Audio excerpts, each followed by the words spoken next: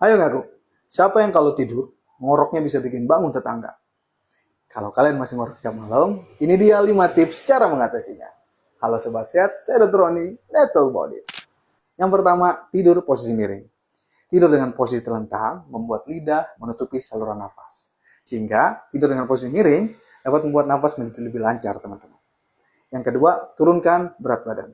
Lemak yang menumpuk di sekitaran leher dapat menekan saluran nafas.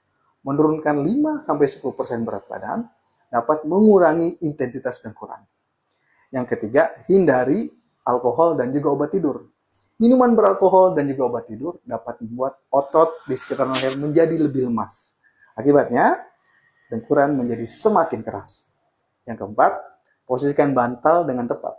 Tidur dengan posisi kepala lebih tinggi akan membuat saluran nafas tetap terbuka.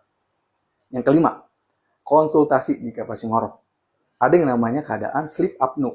Ngorok tiba-tiba henti nafas. Ini berbahaya dan wajib dicek.